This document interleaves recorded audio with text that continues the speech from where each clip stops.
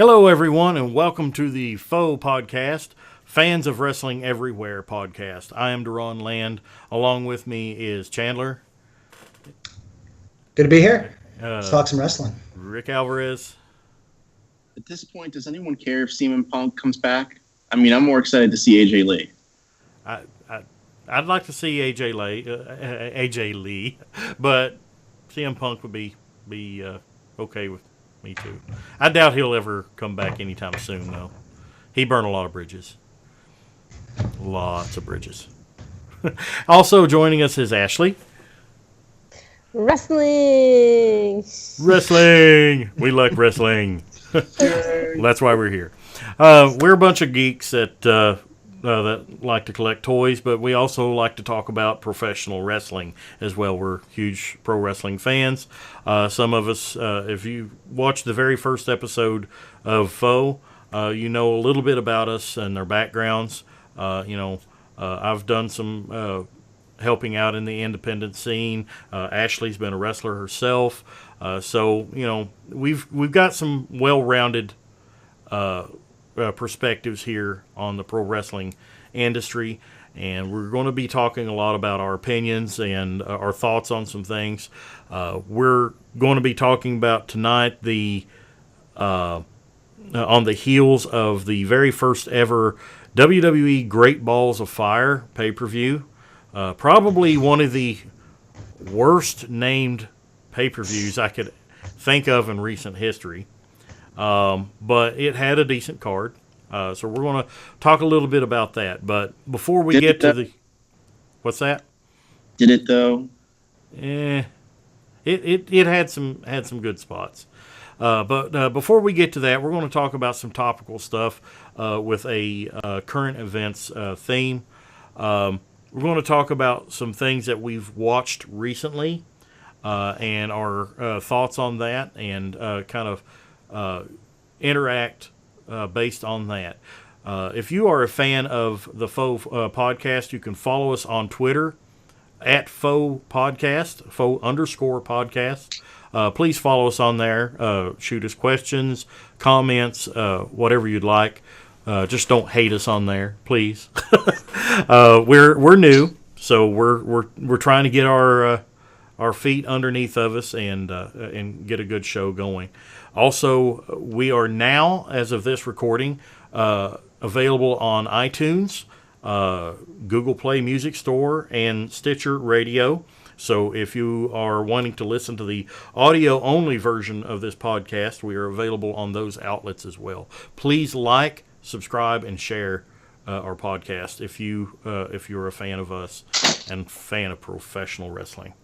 And want to call it professional wrestling because that's what it is. It's sports entertainment is just so early 2000s, you know. That's what Vince McMahon wants to call it. I want to call it pro wrestling because that's what everybody else calls it. Or unless you call it in Japan, Perodes.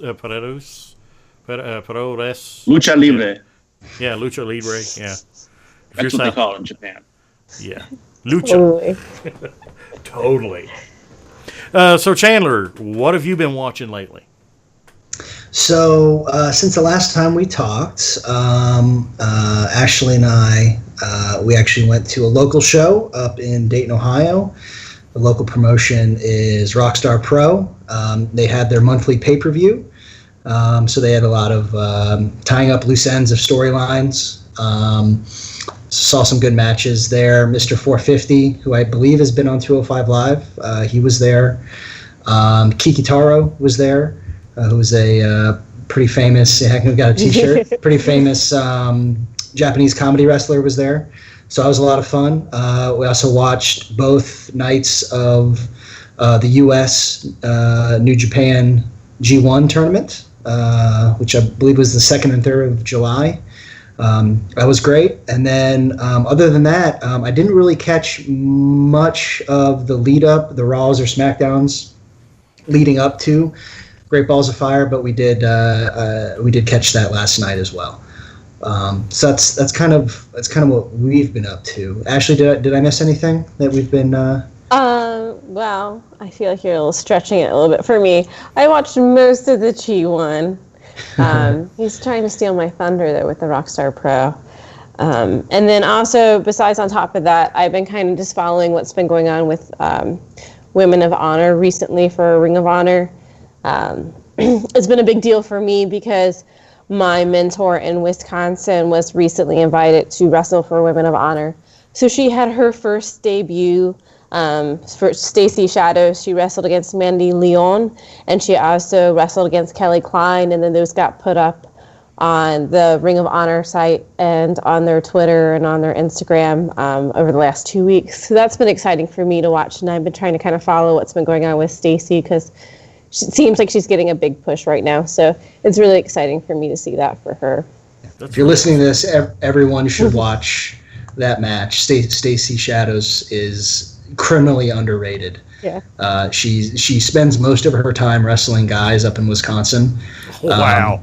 Yeah, guys, and then she incredible. trains the young so girls. good. She's constantly working with girls who are green as opposed to getting to be working with wrestlers who have been in the business as long as she has been.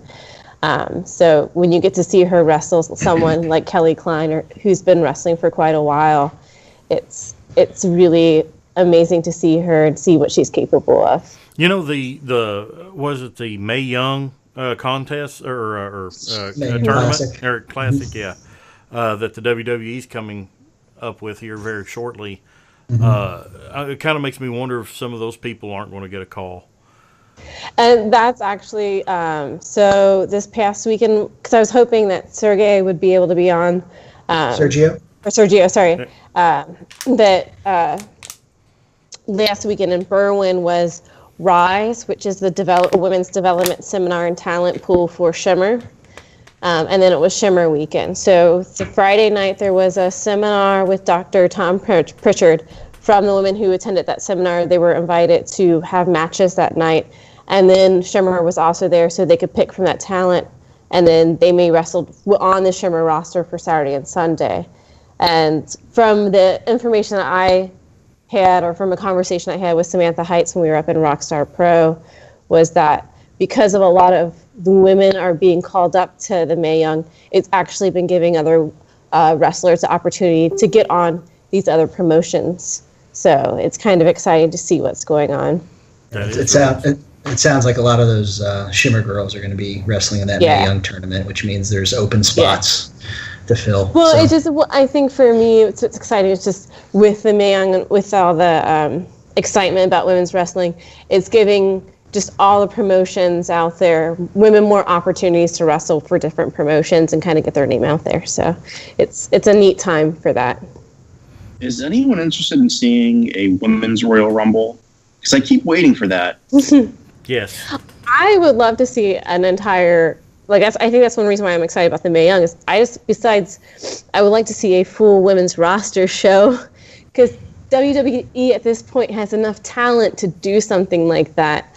And I just want to see that as opposed to all these group matches or rumbles with the women. I think it's just... Well, and regardless of whether it's Raw or SmackDown, it seems like they only they get maybe one or two matches at most a show, and when you've got 8 or 10 different female superstars on different shows, it's like some of them barely see screen time.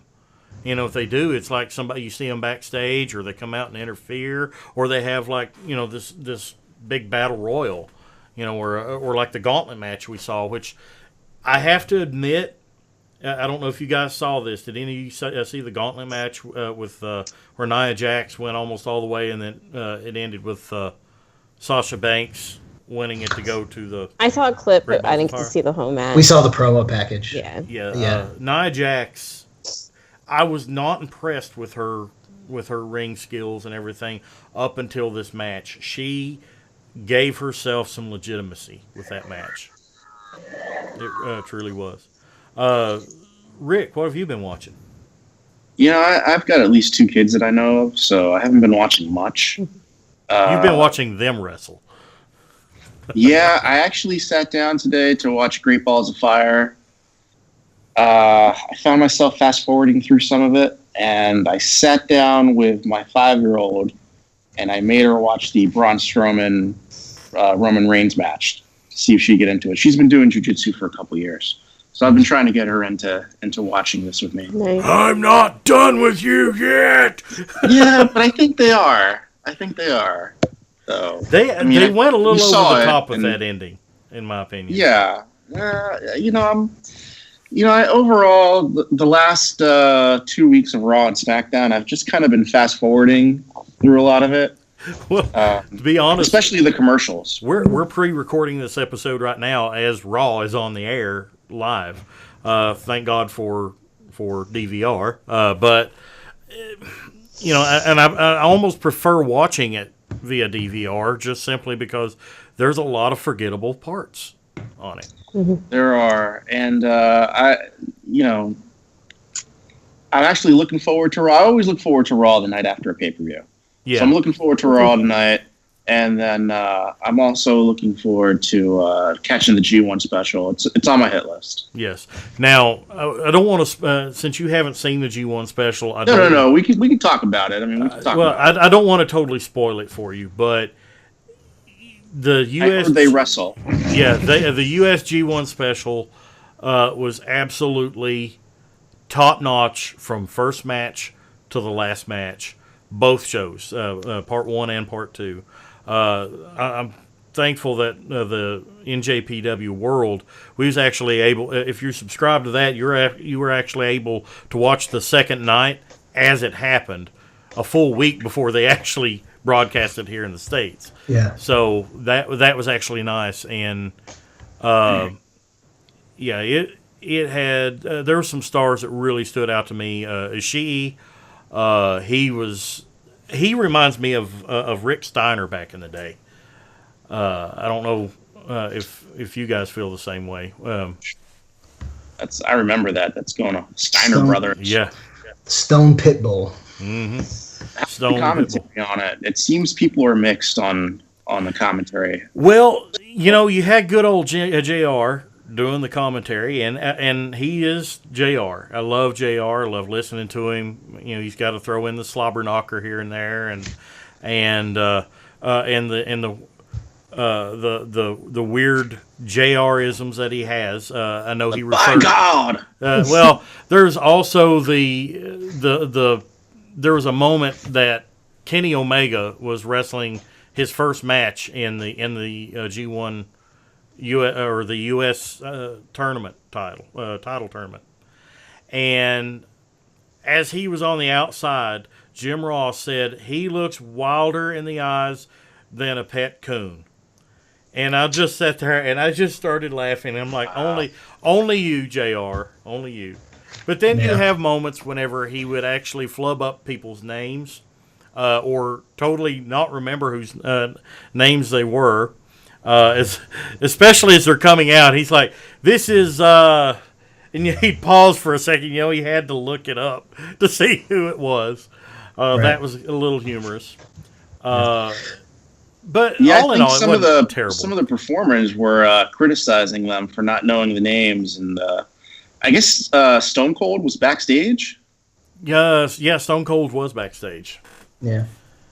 So I think it's probably worthwhile to if you're a regular WWE watcher but you've never really dipped your toe into New Japan. So the G1 refers to a tournament that New Japan holds over in Japan, obviously during their promotion, and it's a round robin tournament. So what they do is they put their best singles wrestlers in two pools. Everyone wrestles everybody, and then the people in each pool that have the highest point total based on win-loss draw, kind of like a soccer World Cup type of thing, wrestle each other for the championship. And it's called the G1 Climax, and the winner of that match essentially wins a Money in the Bank briefcase. It's kind of like their version of Money in the Bank, and that allows them to nine times out of 10 it allows them to challenge for the IWGP Heavyweight Championship at Wrestle Kingdom. So generally the winner of that match will wrestle the current IWGP Heavyweight Champion, unless it changes. Which, if you know anything about New Japan, if there's one thing they do, it's they do not take title changes of their big belts very lightly at all. So there's a really, really good chance whoever is the champion during the G1, even though it might change. Generally, the winner of G1 is going to face. You basically have your WrestleMania quote unquote headliner event. Basically like 6-7 months in advance. And so what this US G1 was a mini version of that, where they had, I think, 8 competitors? I believe so, yes. And so they did a mini tournament that the end result was the first ever United States IWGP champion. And other than just it being a really great idea and really cool that they came over here, it's taking your kayfabe hat off for a minute. This is very much a play to try to put that flag in the United States and really, really start playing here. They didn't just plant it. They dug a hole. They put the pole down in it. They tamped it full of dirt. Then they covered it with cement, and then yeah, and apparently it did really well, and it did so well that they're already announcing more dates next year. And from what I hear, they're actually planning some sort of show WrestleMania weekend in New Orleans next year. So there's going to be a New Japan show apparently. So just in case you're listening and you don't really know what we're talking about with that, I just wanted to make sure everyone's kind of on the same page. And it's a lot of fun. You don't necessarily need to know a whole lot of storyline going into these things. They tell enough story with the wrestling matches themselves. Yeah. They also treat it, Japan in general still treats it much more like a sport than most other places in the world. So a lot of times the story is 2 competitors with fighting spirit, who's going to win, right? So, which a lot of times is just as compelling. So that was kind of the basis and why it was kind of a big deal that New Japan was doing their first dedicated live show. But yeah, it was great, and especially whenever you have them during the very first match, the curtain jerker match, doing the "This is awesome" chant. That says enough right there. I mean, so who do you think this was more a shot at? Global wrestling, Global Impact Wrestling, or Ring of Honor? Or do you think it was specifically a shot? New Japan actually co-promotes with Ring of Honor currently, although they have had a working relationship with both WWE and Ring of or TNA before. But I think this is just a shot at WWE to a lesser extent, but pretty much I think there's room for both, honestly, on U.S. soil.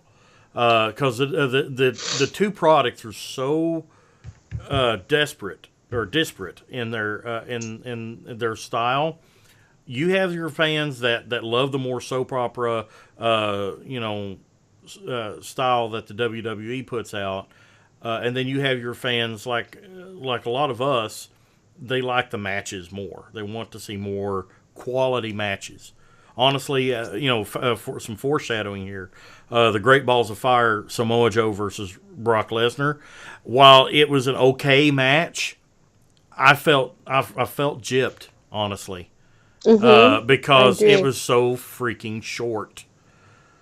It was short, but you can't say for those big guys. I mean, I don't think Lesnar can wrestle at all, but for those big guys, ironically, it's a pretty decent match. Yeah, and ironically, it was pretty well planned out. How that match Lesnar is a former IWGP Heavyweight Champion at that, and that's that's saying something right there. I think for me, it's the quality of the showmanship, though, because when you're watching the wrestlers in New Japan, it's just the showmanship and performance of themselves, and the fluidity of the wrestling. It's just by far just kind of. It reels you in. It does. And where I feel I'm sorry. Go ahead. It's okay. I feel like for like the Brock and like the Samoa, it just, there was they have their characters, but there's something that was missing for the showmanship, especially up to me on Brock's part, where it was just it made the match less meaningful to me. Whereas when you're watching the New Japan, you can get so involved by who they are, well, or how do you they think Brock actually cares anymore? He's just in it for the money, honestly. Hard to tell. Yeah, it's kind of strange. I get this weird. Like, I don't think there's much of a character there, per se. I think that's what we're getting is kind of Brock.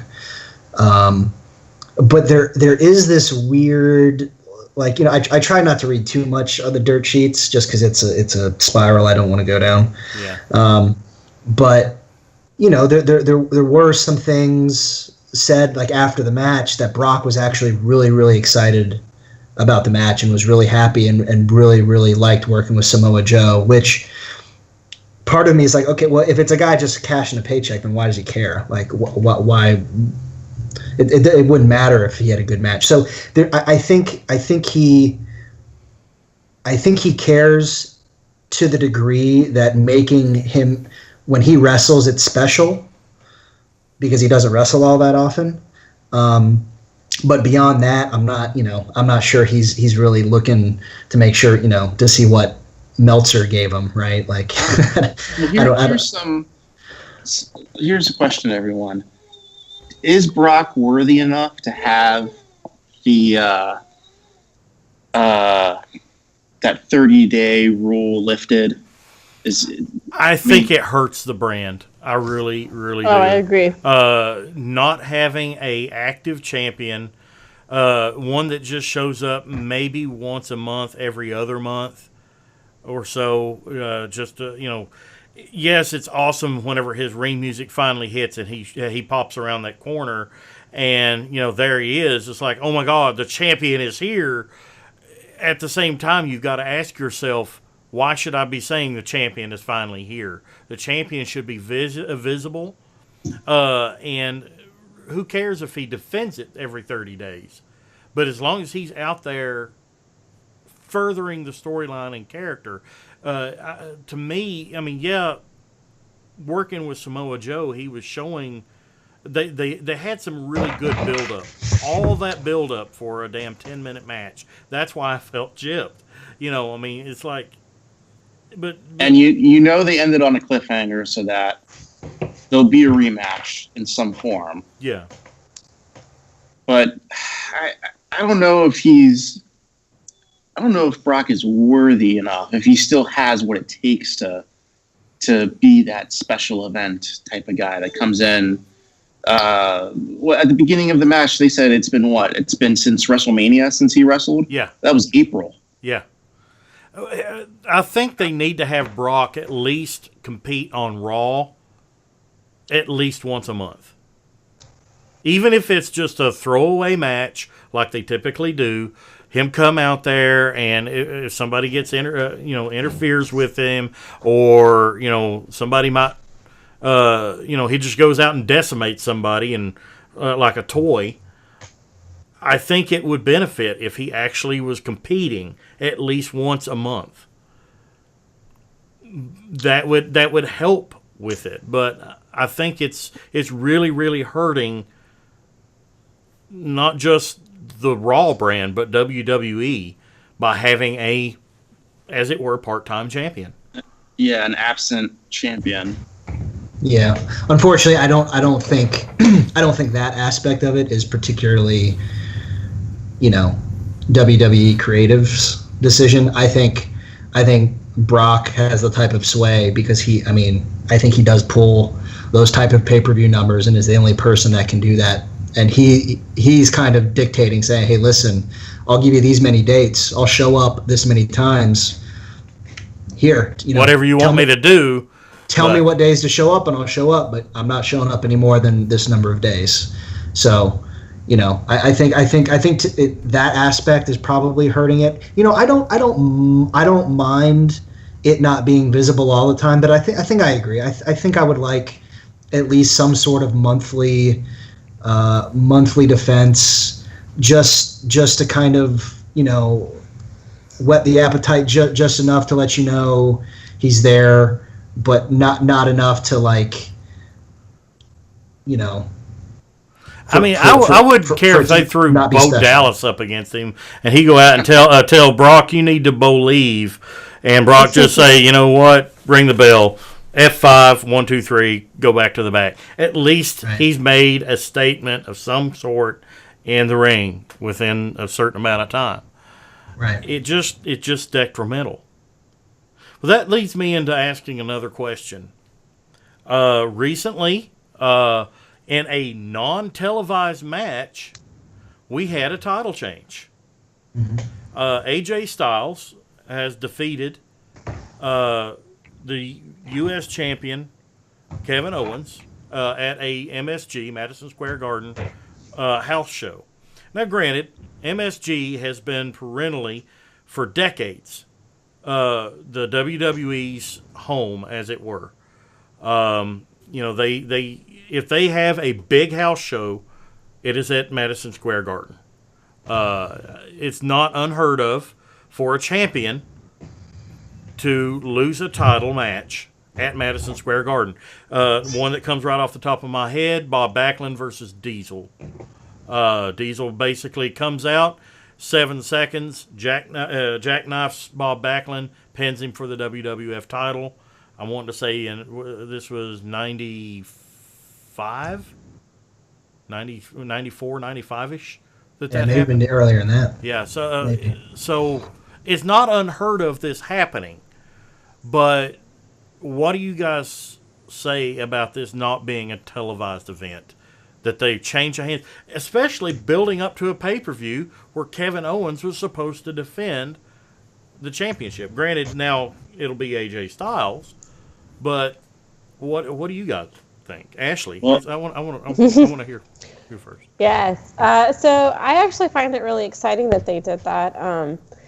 Just for the fact that so I feel like in the past WWE's attendance for the live shows, people weren't really, you get some people to go to live shows, but it gives excitement for people to want to buy that ticket again for the hope of seeing that. I think that was a kind of a smart move for them because it gets some excitement about seeing that, being there, watching that happen. Because I feel like if it's not a televised event, or you think that it's, you don't really expect anything big to happen.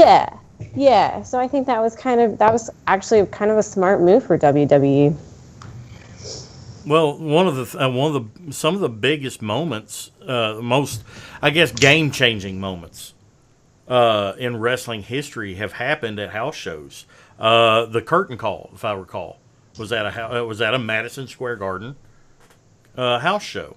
The curtain call with whenever Kevin Nash, Scott Hall, mm-hmm. they were on the way out with the WWE, or at the time the WWF. They had signed contracts with WCW. They had and they were wrestling their first match. And here you had faces and heels hugging and shaking hands and being comrades in front of the crowd, the live crowd at a WWF event. That happened. Bret Hart beating Ric Flair in Saskatoon for the WWF Championship. I think that was more or less a nod for the Canadian fans, which was great. But I remember as it happened, it's like, wait a minute, why wasn't this on TV? It's like this is back in the day whenever, like Rick mentioned last week or the last episode, WWF Superstars was a pre-recorded show. The matches that you saw generally happened weeks prior. So you watch one episode and Ric Flair's a champion. They're building up to the next pay-per-view. And then the next show, let's please welcome the new WWF champion, Bret the Hitman Hart. And you're like, what the hell just happened? Mm-hmm. And then they show, if I'm not mistaken, they either showed short video clips or still photos of the match happening. And I'm like, it should have happened where we could see it. Well, I think though in this day and age, you have now with social media, the really interesting thing is you have every one of those people who are attendants of that crowd now to be a free advertisement for your product, because instantly when you see something like a title change like that, you're taking pictures, you're tweeting about it, you may have taken a video, and so all of a sudden that's all this free buzz at this point to get out there, to drive more excitement towards the brand. So I think that's one thing too why this is an advantage to do this during our current times. Yeah. Rick, what do you feel about it? Well, I'm very excited that anything can happen now at a house show, even when Lesnar, who's been known to show up at house shows, specifically international house shows. But the first thing I thought about was, either someone got fired or someone got hurt. Because it's been a long time since the WWE has done a title change at a house show. So I instantly thought, all right, KO, he's got an injury. He's going to be out for a long time. They just had to drop the title. Or KO said something to someone and he's out the door. He's going to be wrestling with Alberto Del Rio in 2 weeks. Alberto Del Patron. Either that or he may have violated a wellness policy thing too, a la Page. Yeah. We might see him on Pornhub soon. I don't know. But I agree with Ashley that it's great that, I don't like going to WWE house shows because of that. Even though it's for a title shot, the title's never going to change. But now it's reinvigorated me to go to a house show for the WWE. Just for the simple reason, I would love to go to house shows, even not that notwithstanding, and I'm still thankful to this day for the very last WWE house show that I ever got to go to. It was in Lexington, Kentucky at Rupp Arena, about 1 week prior to the death of Eddie Guerrero. I got to see Eddie Guerrero team with Batista against Road Warrior Road Warrior Animal and Heidenreich. That was the main event in that show. But to see Eddie Guerrero and Batista standing victorious in the middle of the ring, and Guerrero getting Batista to do the Mamacita shuffle, as it were, that was pretty cool. And then to be devastated less than a week later to hear of his death. And if I had not seen, the last time I'd seen Eddie Guerrero was in WCW, whenever I attended there. So I would not have gotten to see Eddie Guerrero live in a WWF event had I not went to that house show. And I'm so thankful to this day that I was there present for that show. You saying that kind of makes me think though. So is there a wrestler on the roster nowadays that you feel like is like your Eddie Guerrero or someone like that, where it's like you want to make sure that you go to the house show because you want to be there for them, like you want to see them wrestle because they're that special to you? AJ Styles. AJ Styles for me. Man, I don't know if I have someone. And now I also have to throw in Shinsuke Nakamura into that too. I don't know if I have anyone in the WWE that would make me go to a house show just to see them. I mean, I would definitely love to see Kenny Omega wrestle. Mm-hmm. Whether it's a house show or it's televised, it doesn't matter. I'd love to see him wrestle. I don't know if there's anything. I mean, Nakamura, sure. I'd love to see him, but I don't know if I want to bother going to a house show just for the chance that he may or may not be there. Yeah, I think to kind of just hop on what everyone said is, I think it's important that. So I feel like house shows, to a point, they were part of the same. In comic terms, they were like part of the same universe, but not part of like, the main continuity, right? Like it was kind of like, what's the not the Ultimates. One-shot comic. Or, yeah, where it's like, you know, where Spider-Man is Miles Morales, right, or something like that. You know, it's a different universe, and it's same story, but kind of different. And so, you know, it's hopefully, not canon. What yeah, happens exactly. And if this means now that house shows are going to start becoming canon, where the things that happen in house shows are going to carry over, which then make you kind of either want to seek out and find out what happened at the house shows, or, you know, maybe they do something on the network, like a weekly show breakdown of, hey, here's what happened at all the house shows, so you know what's going on at Raw or whatever. That's super interesting. Like I would be way down for that. Well, but to that end, though, a lot of times house shows are used to showcase talent that hasn't made it onto TV yet. Sure. I know, for example, Aleister Black, who is currently on the NXT roster, they use him, from what I understand, they use him extensively on house shows. Yeah. And that's on the main roster. So... have we ever? But by the way, kind of side conversation, and this might go to the other podcast. Did we ever confirm that he's a Transformer collector? I've heard some things. I've heard rumors about it, but I have not heard any confirmation on that whatsoever. Oh, that would be the raddest thing ever. If he is, you know, just to know that we have a fellow nerd in the ranks there. Well, of course, you know that all the members of the New Day are nerds. So yeah, right. And then of course Kenny Omega and all of them. Sure. It's actually on YouTube. You can watch Kenny Omega take on Xavier Woods in a video game tournament. You know, it's like an hour-long video, and they're fighting each other. Yeah. And it's to know that it's Xavier and Kenny Omega fighting each other. Here they are, you know, they wrestle for different promotions, famous for both promotions, yet you see them on the same screen. It's just, it got that, you know, you got to mark out about that. Yeah. Well, he's and Kenny actually has his own, I don't know how much he does it anymore, but he has his own YouTube channel that for a time was strictly just him streaming him playing Street Fighter. Like, it wasn't him in character. It was just hey, I'm playing Street Fighter, watch me. I'm pretty awesome. Yeah. And he's pretty good. Yeah.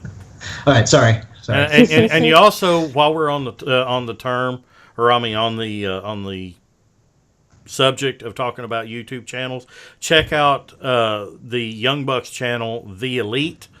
Some of the best damn 15-minute videos, wrestling related. You'll see lots of funny stuff, lots of nods there. Several episodes ago, they had Billy Gunn and Tommy Dreamer guest on it. It was so awesome, and I've got to do this just for a shout out to those guys. Fuck the Revival. So how long before the Young Bucks show up in WWE? Or will they go straight to NXT? Yeah, I don't know. I don't know if they will. I don't know if they will. I think, I mean, if they go to WWE, they'll be buried. Yeah, I think the offer would have to be right for them to go to WWE. But at the same time, well, does the WWE actually respect their style of wrestling? No. Because, you know, a lot of their wrestling is over the top, taking what, you know, is like the wrestling style and then exaggerating that so much. I don't know if WWE respects that. I'm not sure. There's people in New Japan that don't like respect. I mean, you know, on some of the comment boards, you know, like some of the best compliments you'll get of the Young Bucks on some of these comment boards is, well, not my type of thing, but I guess it was all right, or something like that. Well, and you got to admit, the Meltzer driver, you know, sometimes is a little over the top. I think it's great. I think it's great. Tombstone, Nick does the tombstone, and Matt planchas off the ropes and helps drive him down into the mat. That's pretty awesome. But at the same time, sometimes it doesn't quite come off just right. But that being said, I love the Young Bucks. I love their stick. I love watching them wrestle. And if for those of you who aren't privy to the fuck the revival thing that's been going around, they've been proliferating that through their YouTube channel, The Elite. And you've got to Too Sweet there that I know I have. But they've taken the revival to task. You know, the revival in the WWE, their shtick is no flips, just fists. Well, the Young Bucks are completely the opposite of that. Yeah. And like I say, I think too, the Young Bucks are kind of they're a wrestling tag team that's meant for marks. Yeah. Like, they are a true marked out wrestling team. And I think that's one of the reasons why there can be a very line drawn in the sand when it comes to them. And for some diehard wrestlers too, it's just the way that they use super kicks. Yeah. Some people love it. Some people hate it because they feel like now super kicks, no one can do a super kick anymore because that's Young Bucks. That's Randy what they Orton do. doesn't like super kicks. Yeah. Mm-hmm. But, you know, that being said, if the WWE were to sign the Young Bucks, in my opinion, the best way to handle them would be as if they were a young version of the Hardys. Because I personally, if I were to draw a parallel with them with any wrestling tag team in history, I would say they are a combination of the Hardys and the Rockers. In a lot of ways, for sure. I don't know. I think maybe ideally, if the Young Bucks, and I would say Kenny Omega falls in this too. If Young Bucks, Kenny Omega, maybe a few other people, they're the type of people that I just hope they can get somewhere close to the amount of money they would make in WWE, and maybe just get a little bit less and then just stay right where they are, so that they're doing well enough and they're being paid what they deserve, which is they should be making as much money as anybody in wrestling right now. But at the same time, where they're at gives them the creativity and the ability to do whatever they want, right? Because as soon as they cross that line in WWE, it's no longer their call, right?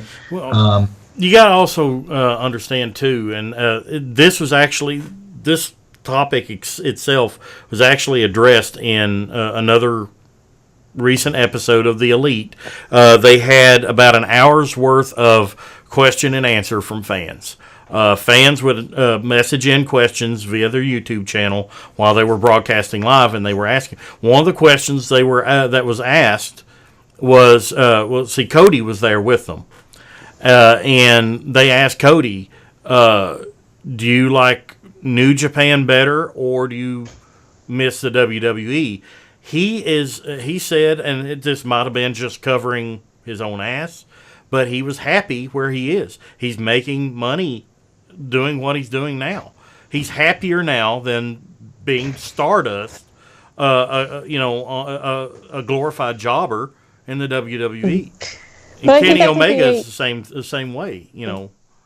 For Cody, though, I think that's going to be a unique situation, though, because he was more raised through the WWE, whereas Young Bucks were raised outside of WWE. So they're looking, for Cody, he's excited to be on the independent scene so that he gets a different perspective of wrestling.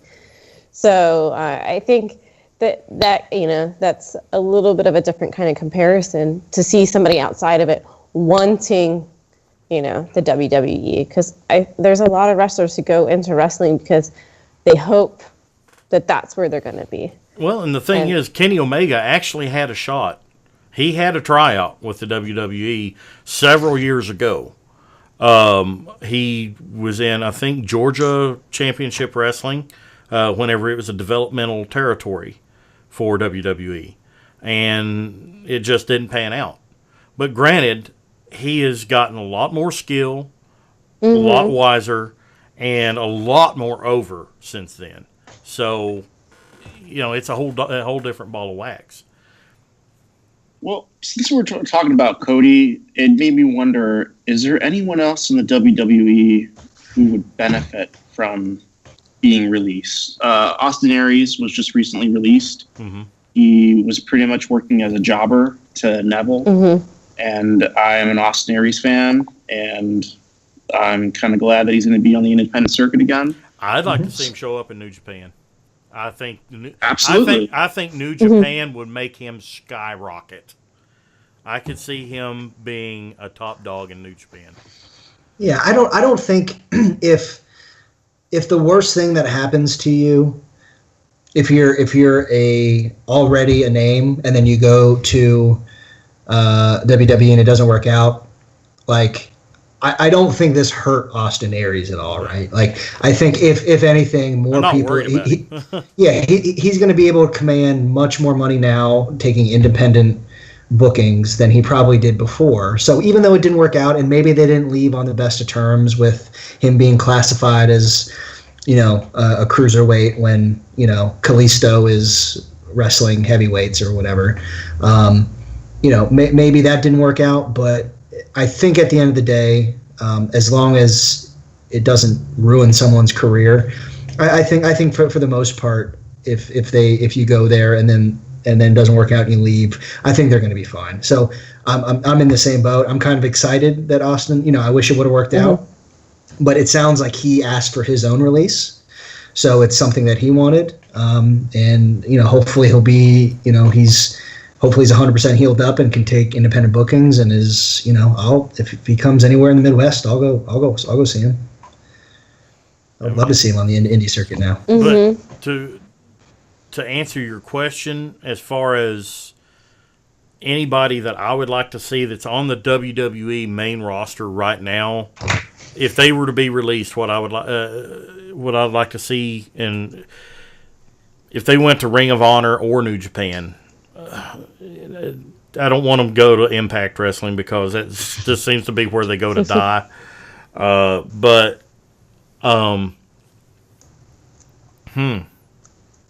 Well, we know Kevin Owens. He was a former Ring of Honor champion. So, and there's rumor has it that once his contract is up, that's with why WWE, I brought it up. Is that we would see Daniel Bryan return to wrestling because WWE, as far as he's concerned with WWE, he's done. But it's WWE doctors that are holding him off from going back to the ring. I could see Daniel Bryan going back to Ring of Honor. I could see that happening. Gosh.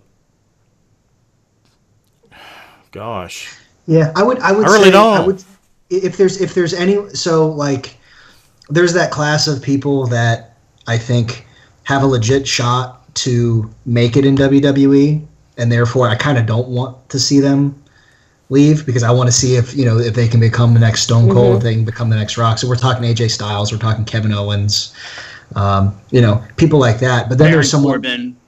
Yeah, I actually I love Baron Corbin. I'm a huge Baron Corbin. Yeah, I think he's great.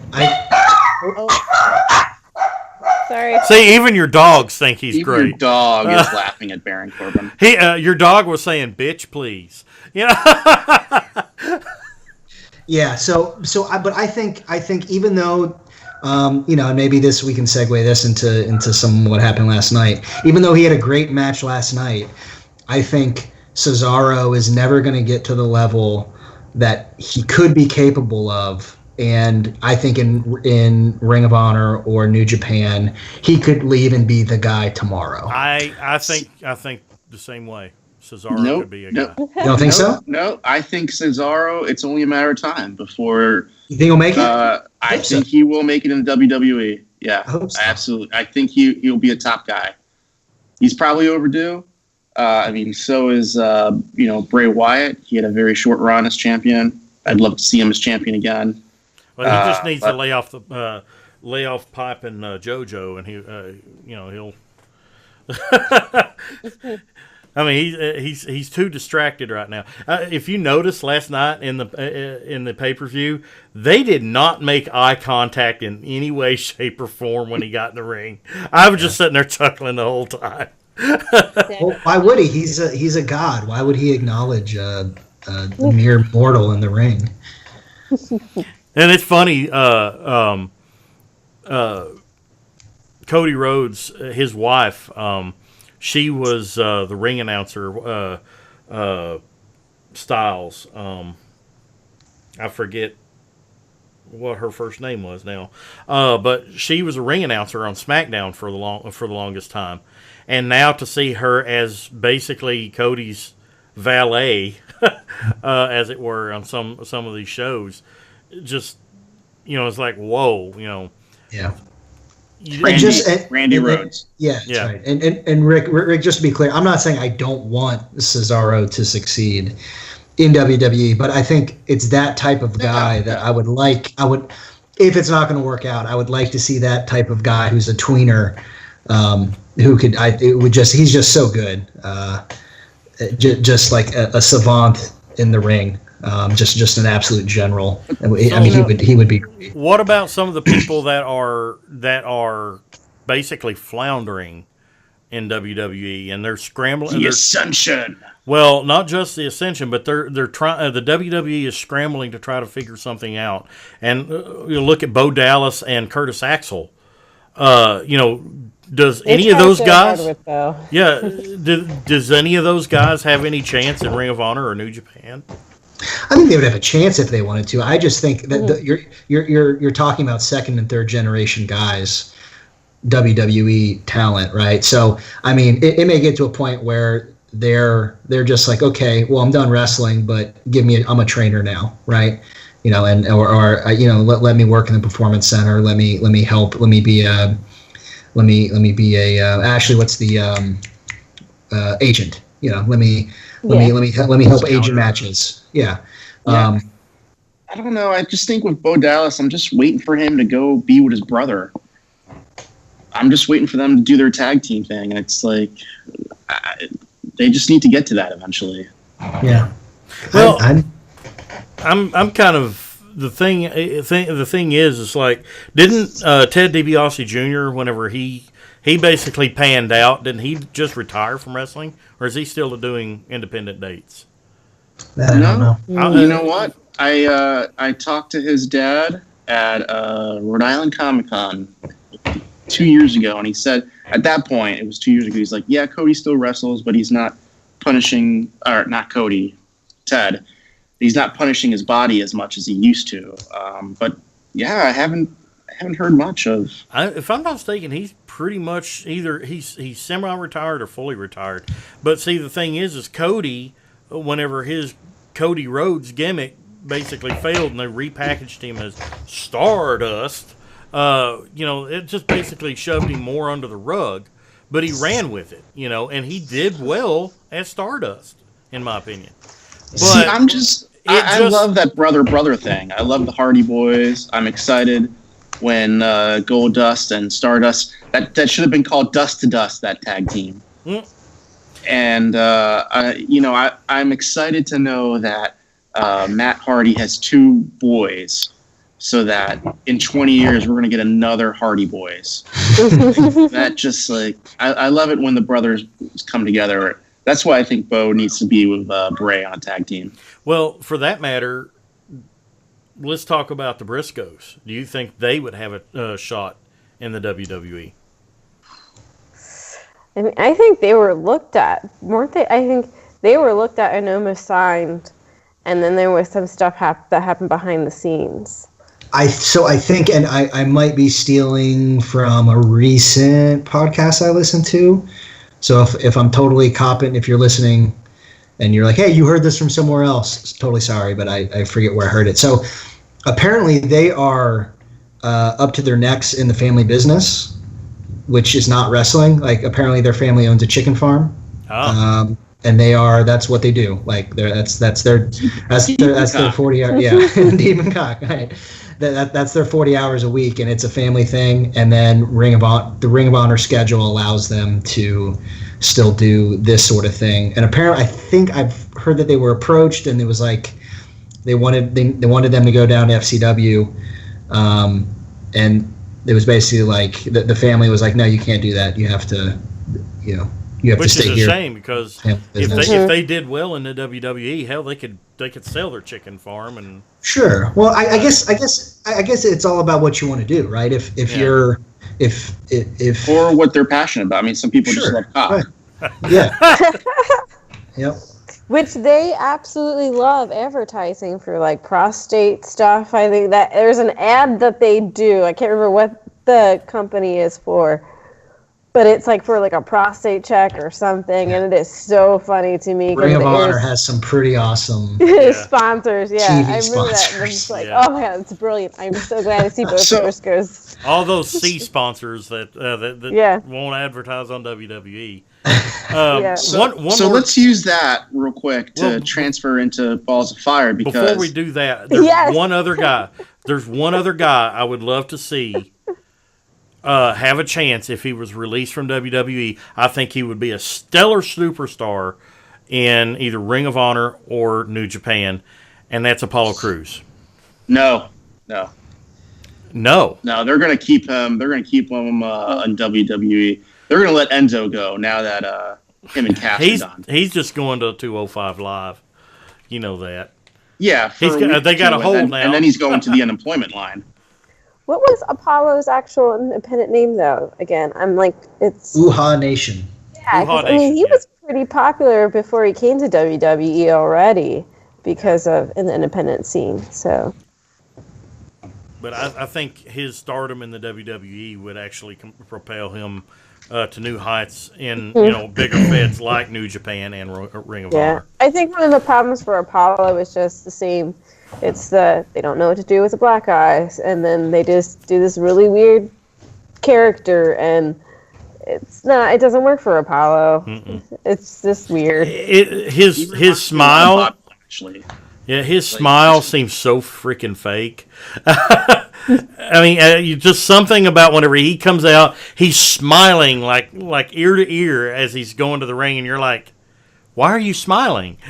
Come on, Well, I think part of that, I think that is who he is as a person, but you don't get to see that because you don't see anything about him. He's just a person who comes out there, who smiles and wrestles, and then goes right back. Yeah. There's no development. Well, maybe now that they've paired him with Titus O'Neil, that maybe we'll start seeing a little more come out. But, I hate that, though. I hate Titus in that whole role. I love Titus a lot. I want to see him. I want to see him get his own title reign as like the Intercontinental U.S. champion. But I hate the whole manager and the Titus brand thing. And I think he's burned too many bridges with Vince, though.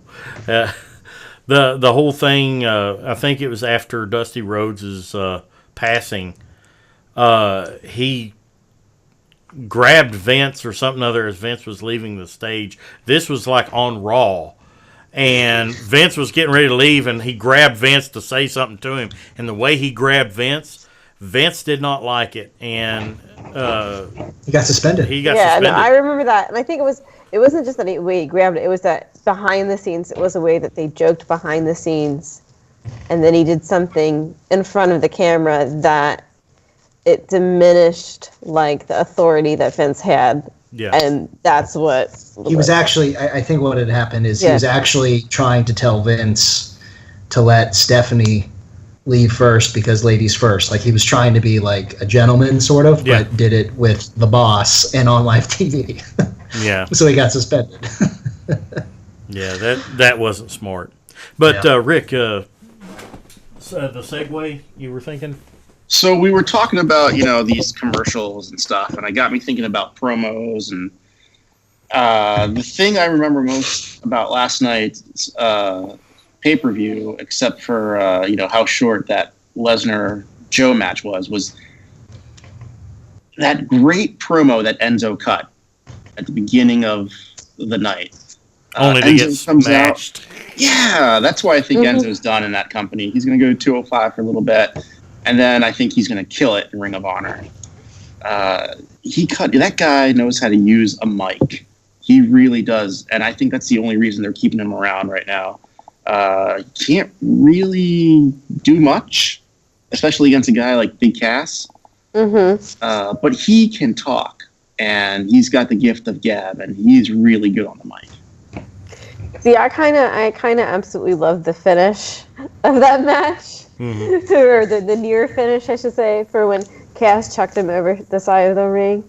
Just because, in a way, yes, I think Enzo is amazing on the mic, but I have been listening to him for so long, doing the same spiel over and over again, that I am also ready to throw him over the side of the ring. So when I see and you probably could. Yeah, I wish. But that's also it's that dynamic though of the big guy, little guy. When you see that big guy like Cass grab that little guy, you want to see them throw them around like that. And the ease that you just see him pick him up and just toss him so high and so far, and Enzo just goes for it. That made me happy. So what do we have over here? A couple haters? A couple haters. As far as Big Cass goes, I think he's going to need to get a new pick because I don't know. He is just dry as fuck. I'm sorry. Yeah, he's just not good on the mic. Well, I think it's getting better though because I feel like when was it last year when Enzo ended up getting hurt because he ended up getting hitting his head on the rope. In that weird move, because against the Vaudevillains. Yeah, Enzo was leading him and Cass so much, you never actually really got the opportunity to see what Cass could do. And I think right after that, you got a chance to see Cass on his own without Enzo. I think Cass did a really good job standing on his own then. So I'm kind of, from that, I think it's kind of like going, okay, you know what? It might be good to separate them to see what Cass can really do. And I think his mic skills have improved. I don't think he was great on the mic, but I think he's getting better. Yeah, but you didn't have to make him a heel. Because I don't think he necessarily works in a heel. And that's the thing with all big guys. Kane, the Big Show, they all eventually turn into heels. And I'd like to have a big guy that is not a heel. And you can make the argument, well, The Undertaker was, but was he around enough in the last 10 years? So that kind of makes me think, though, because Carmella is a heel now still, right? Mm-hmm. Yes. Do you think at some point they're trying to pair up Carmella and Cass together again? Aren't they dating in real life? Oh yeah, in real life, yes. I saw somewhere on the internet that someone suggested that they should team them up, and then it be very clear that they're dating, but what's his face just be completely oblivious to it. Why am I blanking on James Ellsworth? Yeah, James Ellsworth, like totally not even He's so realize freaking forgettable now. that they're dating. I might be into that. I don't know.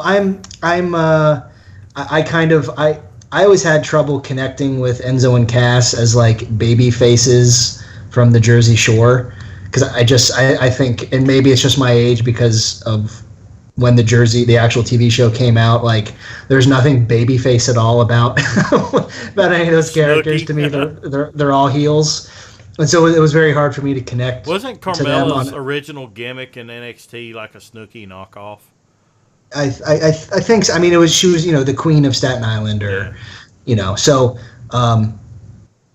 yeah. I think WWE is never going to let Enzo go like away from the company because he can talk, and if something happens to Paul Heyman tomorrow, he's the next guy in that spot for sure because the dude can just talk, and he's got a place in WWE as long as he wants it. I hope he gets better in the ring, but if it's at the expense of his safety or someone else's he's wrestling, I'd rather him just talk. I'd rather him just be a mouthpiece if that's what it takes. See, I kind of just, while we're talking, I just had that vision of Macho Man being on the commentating side of things, and I thought, maybe that's where Enzo needs to be. He needs to be that super colorful commentator that the Macho Man was. Him and Corey Graves, I'd be okay with that. Yeah, get rid of Byron Saxon. Who cares? Boring. Poor Byron. He is Him crap and Mike out so Cole. much. I'm done with them both. I'm over them. Yeah. So, what do you think about going a little bit further in the Great Testicles of Fire pay-per-view? God, I hate that name of that pay-per-view. Yeah. The intro was horrible too. Yeah. The intro, it was like this 1950s drive-in crybaby knockoff crap. Yeah. But let's fast forward to talk about Roman Reigns versus Braun Strowman.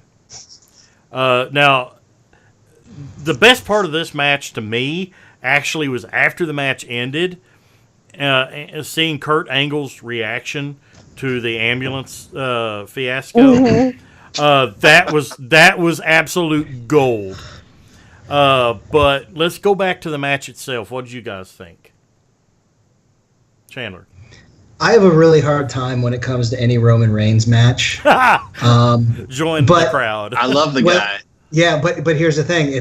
Duran, I bet it's 100% the opposite reason probably for you. Because he's not a bad wrestler. He's not that bad on the mic.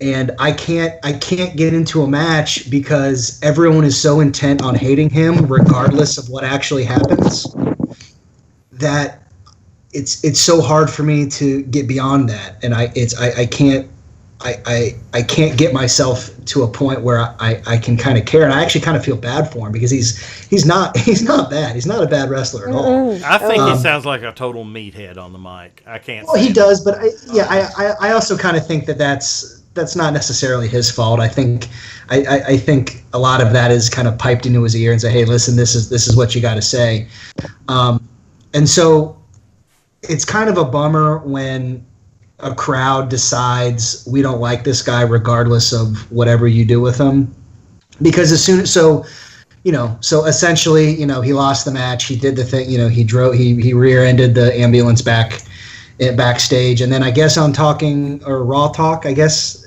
or Talking Smack, what I don't know what it was. What was the after show talk show? I didn't watch it, so I guess Raw so. Talk, yeah. Yeah, so apparently he healed it up, like straight up.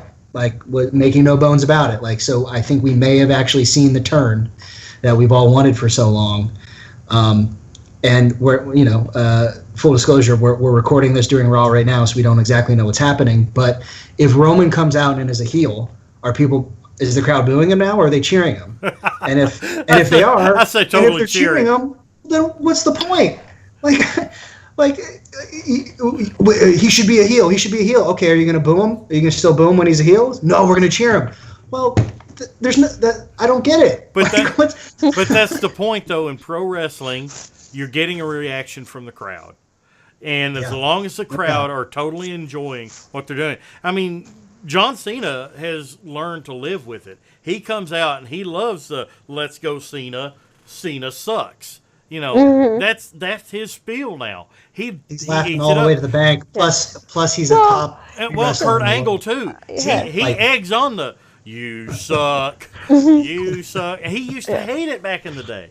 Well, I'm glad you made the comparison though to Roman Reigns to John Cena, because I was thinking the same thing. But the thing is, John Cena was hated for so long because he became so popular that I feel like within the last couple of years, people are actually going, I really like him. To be honest, I really like him. And especially when they started bringing the NXT guys up and John Cena was putting them over, and he was doing such a good job at putting them over. For him for that too. Yeah, and so it's like, I think people start to, they secretly, if they hate him, they secretly really love him, and they do love him, and then now people are turning to really love him, and they're buying into him. The mere and I think fact that's he jobbed to an NXT developmental talent on live TV was that spoke volumes to me. I'm like, all right, I don't hate Cena anymore. Sorry, but so for Roman though, I think the thing is that people just don't buy him as a good guy. People don't buy this character. He's just so much of this thing that people can't buy into it, so they hate him. So if he does turn heel and people love him, that I don't know if that's a bad thing, because that means that people enjoy what he's doing, that people enjoy the character in some aspects. I mean, I think you're allowed to have your own reactions, love or hate a wrestler these days. Sure. You know, it's not as black and white as the old days. I think what happened with Roman was, and I love the guy. I'm a fan of him. They tried very hard to put him over, and they gave him this title shot that maybe he wasn't quite ready for yet, and maybe that came across that they're putting him over for the sake of popularity and who he is, yeah, right, and who he's related to, and I think that put some people off. It definitely put me off at first, but I think the best time, the best he's on the mic is when he's just holding the mic, and he's letting the crowd talk. And he's about to talk, but then he doesn't say anything. That's the best. Yeah, after WrestleMania. Yes. The Raw through that was great. That was really good. The FU Roman chants were awesome too. Yeah.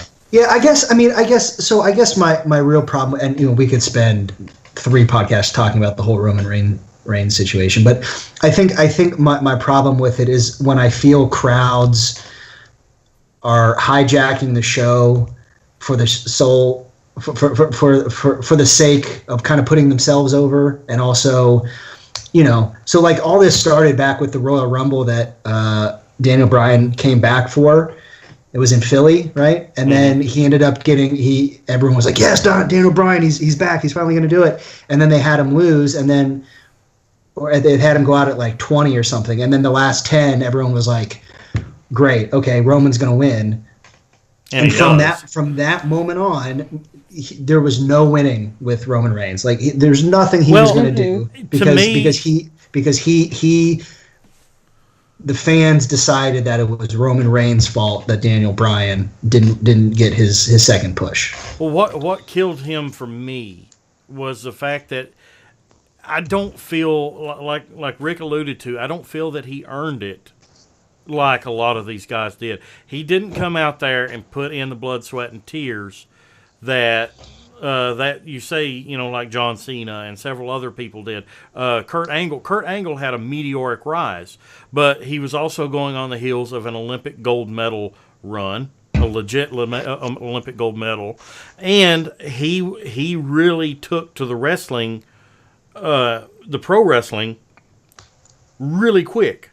He was good in the ring, and he caught on to his character. He built his character quickly, and it was viable. But with Roman Reigns, what had he done? He was part of the Shield. He was in FCW, and he was in NXT. I mean, he did his developmental stuff. Yeah, but I mean, as far as main roster stuff, in my eyes, he really didn't do a whole lot to deserve a huge main event push. It wasn't, now if they had put him in a match, let's say John Cena was World Heavyweight Champion, and they stuck him in there in an one of his open challenge matches, like he did for the U.S. tournament, and Roman Reigns comes out there and on a fluke wins the World Heavyweight Championship. That would have been more over for me and acceptable for Roman Reigns winning the World Championship than such a blatant, apparently non-deserved push. Like I said, he sounds like, to me, he sounds like a meathead on the mic. Mm-hmm. He is a total airhead. It just I'm not a good guy. I'm not a bad guy. Come on. I mean, it's like he's trying to come up with rock-esque catchphrases and falling flat on his face. Yeah. That's not to say he doesn't have any skill. I just found that he got his push way too soon. Yeah, I guess I just don't know. Like, I don't know what he was supposed to do in that situation. Like, if he was like, you know what, Vince, I don't think I am ready for. I don't think I'm ready for you to to push me to the top of the card and sell all these I don't- T-shirts and make all this money. So I mean, I think it's totally legitimate that he maybe didn't grab the ring as per se as well as he could have. I don't know, but I think I mean, like I said, I think we can talk about Roman Reigns all night. I actually really the match. I think I really enjoyed. Braun Strowman is working in a way that they have not had a big guy work or get over in a long time. And it's really they've really groomed him, you know, from kind of like the WrestleMania or the Raw after WrestleMania where they started feeding him people. Until now, like it's this very slow build, and it's kind of gotten to this point where, you know, he's now cheating death apparently, right? Yeah, I was very excited. It was the ambulance match. I hadn't been paying attention that it was going to be, and then they announced it, and I was like, oh, what? Yeah. It's us. Yeah. The payoff was really good though. Although I have to admit, for Braun Strowman, I had a little in another Facebook wrestling group that I'm a part of. I had a running tally. Nobody spoke up, but I said, "How long do you bet into the match before we see drool hanging in Braun Strowman's beard?" And What was the over under? well, it wound up being less than a minute. Would have won. But that was funny. But I think, you know, I was one of those that I wasn't buying Braun Strowman's push at first. I'm like, okay, they're pushing him obviously because he's a big guy.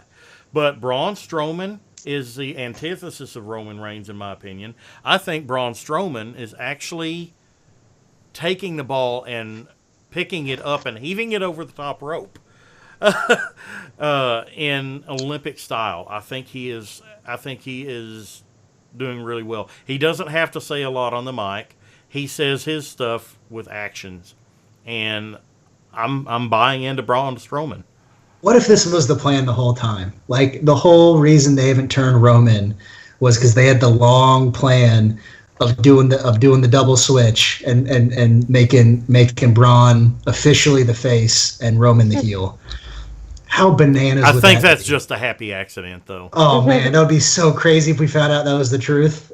That would be so, like, so many internet forums would be so upset. I'm glad that Braun's getting his push finally. He's been in the W long time. Yeah, and Rick froze up. as several for. You froze up on us, Rick. Oh, sorry.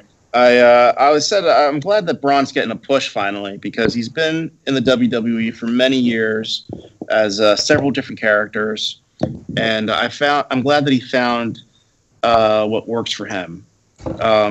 It's kind of like the Ringmaster versus Stone Cold Steve Austin. Yeah. Ringmaster didn't really work for Steve Austin, but when he became Stone Cold, it finally clicked. And I'm glad this guy finally found his thing. Absolutely. Yeah. So let's move on and wrap it up with the main event. I know we're skipping over some stuff in Great Balls of Fire, but honestly, the three biggest matches the women's match was pretty good. And I have to say, best spot of the night. Yeah, that was actually one of my favorite women's matches I have watched in a long time in WWE. Well, it kind of threw me. I didn't see the time she did it earlier on SmackDown. Yeah. But whenever Alexa Bliss intentionally dislocated her elbow or her with her double jointedness, I thought she was legit hurt. I'm sitting there going, "Oh my god!" I was just like, I'm like, "Are you serious?" And I got worked. Yeah. Oh my god! I was like, "Why? How did that happen to me?"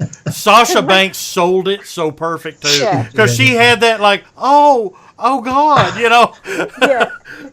And that's what I think. Looking Suckered at me Sasha's right face, in. like, how do I keep going? That was the look. That was, I think, what really convinced me was when I saw Sasha. Like, oh my god. Yeah, Do I need to it match? looked freaking gross. Talk I mean, about her grabbing arm the ball and just running with it. limped. And we don't have to spend a lot of time on the women's match, but I think calling it out is certainly worthwhile. But Alexa Bliss is just doing such good heel work. Amazing. She's so good. She is amazing, absolutely amazing. She's come a long way too. I mean, from being a ring announcer to being the happy little cheerleader that would come out and blow glitter. She came down the ramp to who she is today. Yeah. Yeah. Miss Bliss. She has that mean girl gimmick perfect. You know, her facial expressions sells her work perfectly. I'm probably Alexa Bliss's biggest fan, and there's nobody that can argue that. I don't care what you say, Sergio Garcia. You are not Alexa Bliss's biggest fan. Yeah, I was Right watching here. Alexis when I was still managing and wrestling, and I was a heel, and I would tell Chandler, I'm like, that's what I need to be. That's what I want to be. And it's just like, I could never be as good as her. She was amazing. She is. And the thing is that Sasha and Bailey and Charlotte, they get so much of the limelight, and Alexa is almost like she's riding their coattails. No, she deserves to be mentioned in the same vein as those other women. Absolutely. She's great.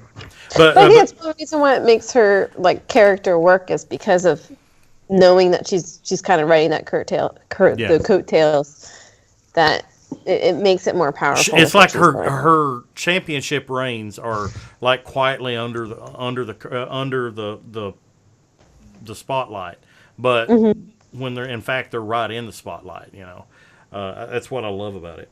But let's move on to the main event. Samoa Joe versus Brock Lesnar. My worst ever Paul Heyman impersonation. What do you guys think of this match, Rick? I like that the build-up seemed to happen very quickly, and we didn't have it drag out over several months. I think it's been mostly like maybe 3 weeks that's been building up to it. Maybe a month and a half. Okay.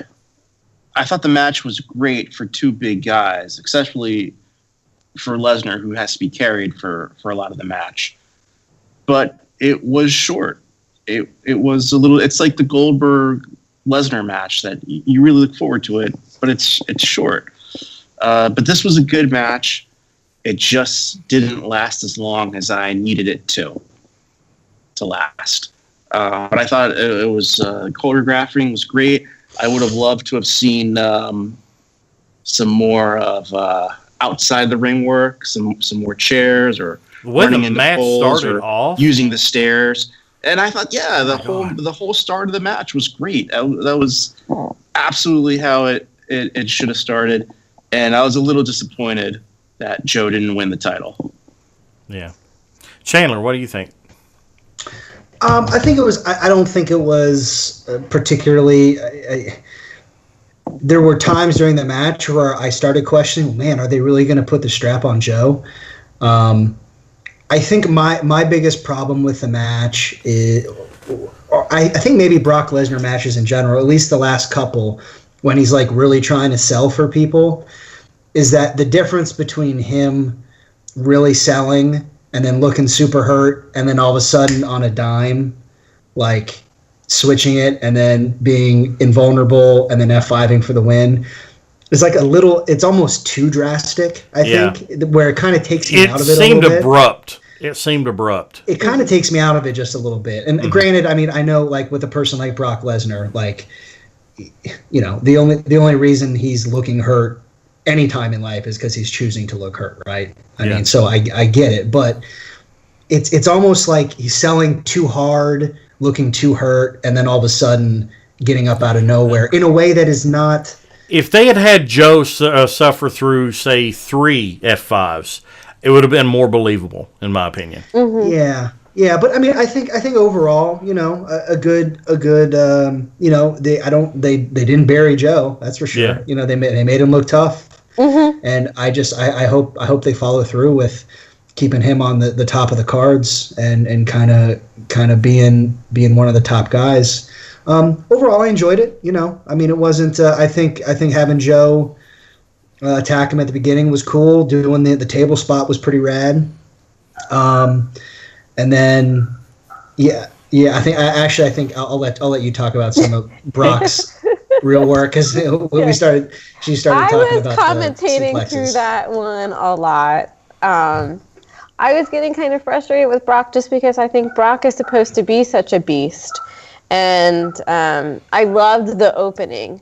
Like, I love the opening with Samoa going after him. I think that was the right way to do it because if you're going to take someone who's kind of sort of this almost undefeatable monster kind of persona, you got to do something to start beating him down and wear him down right away. Level the ground. So you can have, level the ground. But the way that Brock, after getting thrown through the table, and he was crawling back to the ring, he was looking so helpless and so hurt, it didn't make sense to me that within just that little bit of time that Brock was already that weak. I wanted Brock to be a little bit stronger going into that match still, because I think he was doing what he thought was really building Joe up, which he was, but in some ways it was making both of them, it just made Brock look kind of really weak, which I couldn't get into. I didn't believe that. So that kind of, and I have like a lot of just commentary of from me being in wrestling, what I think other people would be yelling at me about as I'm doing some of this stuff. So like, that was the thing is like, I was just like, I don't get it. I don't understand why he was so hurt. I don't understand. Brock's supposed to be tough. And I think the other thing was when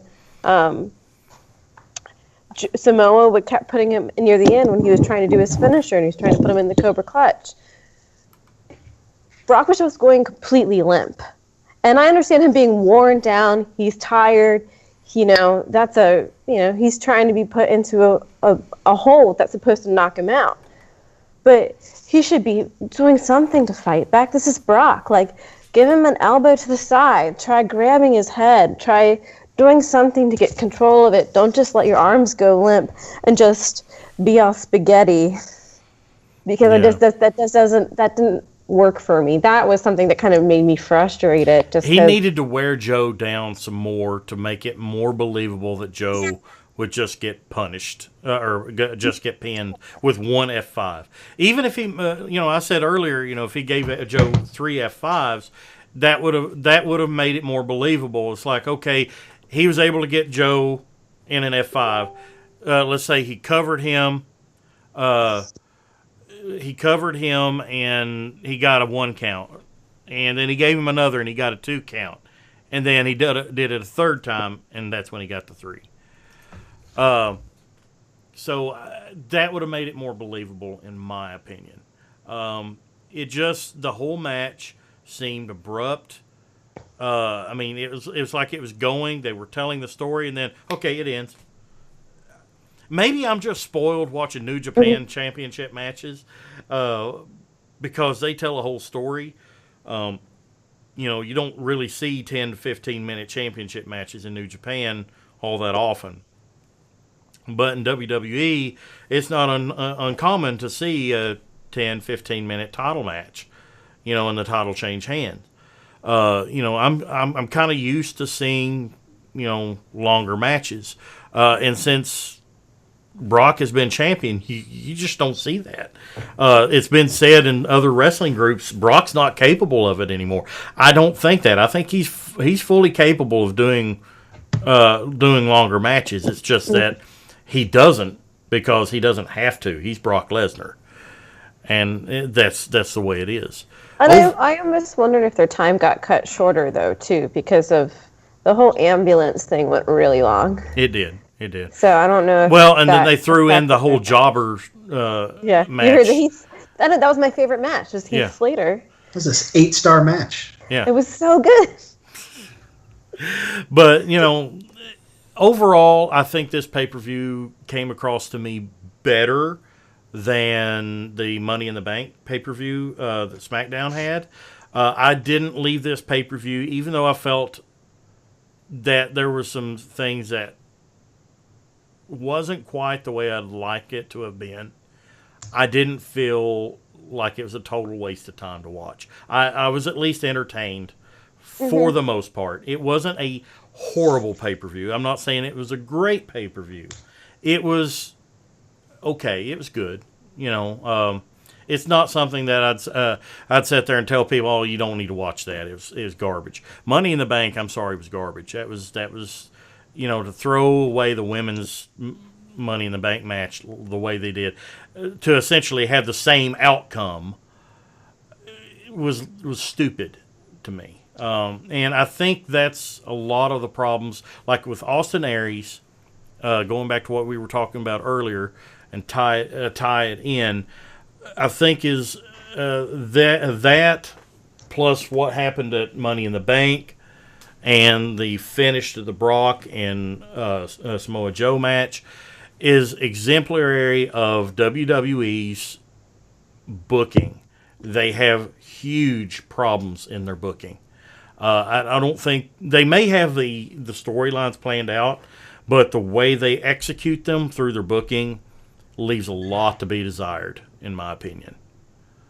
That's just being critical, I am a WWE fan, and I want to see more out of it. I don't feel like I'm getting what I want out of the WWE product that they are capable of doing. And I think that's the big problem right here. What do you guys think of the overall pay-per-view? I think, especially given the context of what we've been watching recently with New Japan and some of the really great indie shows that me and Ashley have seen recently, the fact that I still think so highly of it is a pretty good thing. I think as far as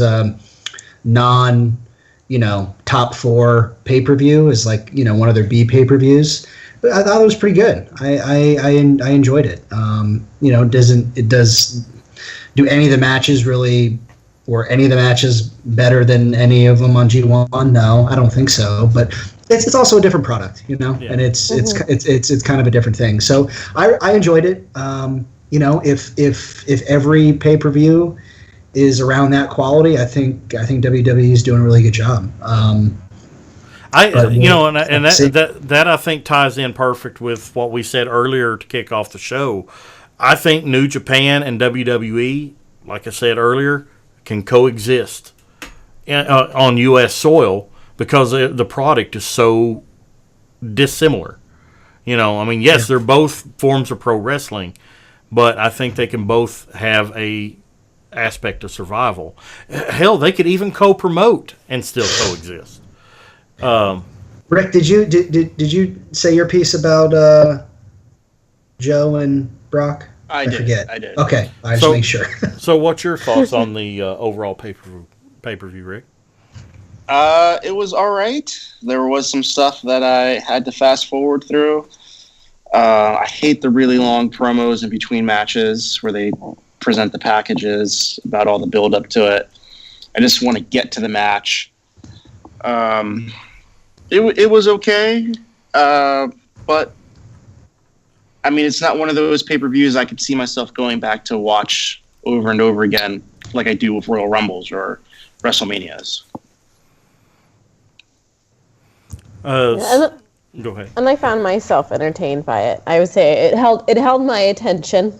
I was not playing on my phone too much, and so that's a big thing for me because Chandler always likes to tease me about how often I'm playing games, and he often asks me, "You liked wrestling much more than you do like watching wrestling," and that may have been true, but I still do love watching wrestling. It's just WWE is kind of hard to keep my attention. It's just not independent for me. There's a friend of mine who is a local independent wrestler here in Kentucky. I asked him if he watched Great Balls of Fire last night, and his answer was, "I don't watch WWE." And coming from an independent wrestler, in a way that kind of surprised me, but at the same time it doesn't. I can see why it turns a lot of people off, including workers, Yeah, and Rick sitting here sending a picture of Dick Clark. It's a random dick pic, yeah.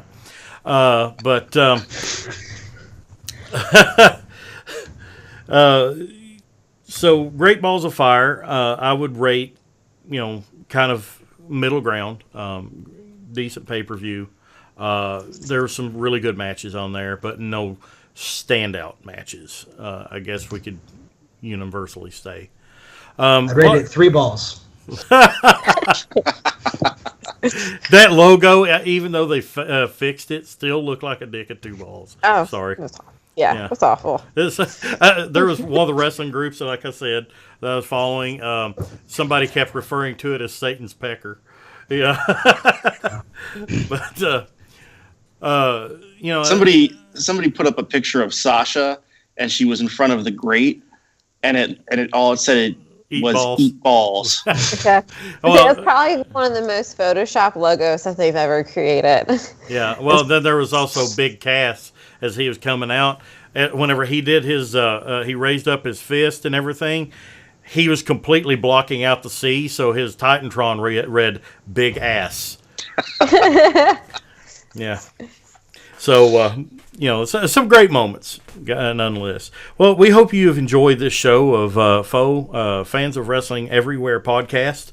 We're going to try to keep this podcast going bi-monthly, about every 2 weeks, put out a new episode. We've got one episode already up on YouTube.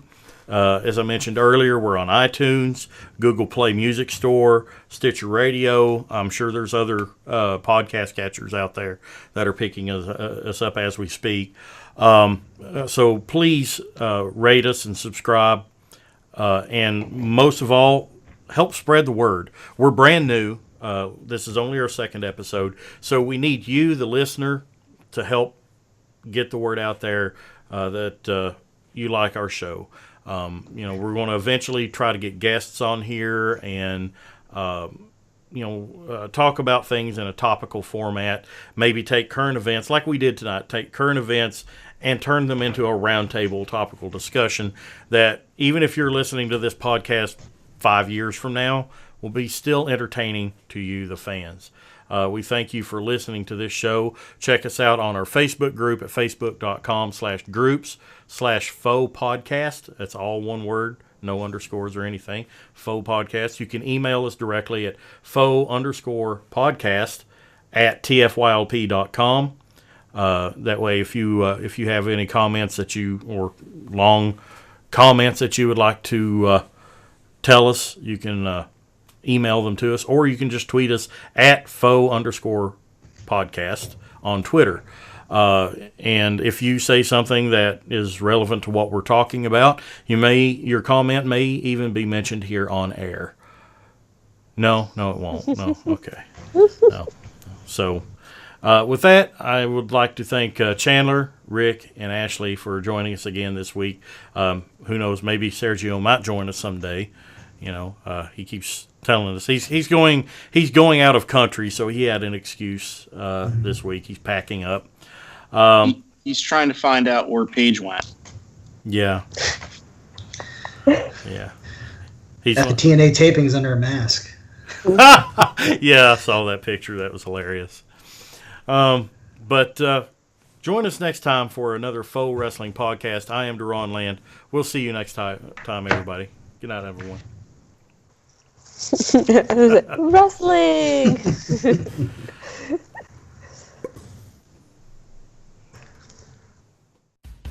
The FOWE Podcast is a production of TFYLP.com. Follow the FOWE Podcast on Twitter at FOWE Podcast. You can email us at FOWEpodcast@TFYLP.com. FOWE Podcast theme, Rumble, can be found on bensounds.com. The FOWE Podcast is not affiliated with any wrestling organization, wrestler, or official.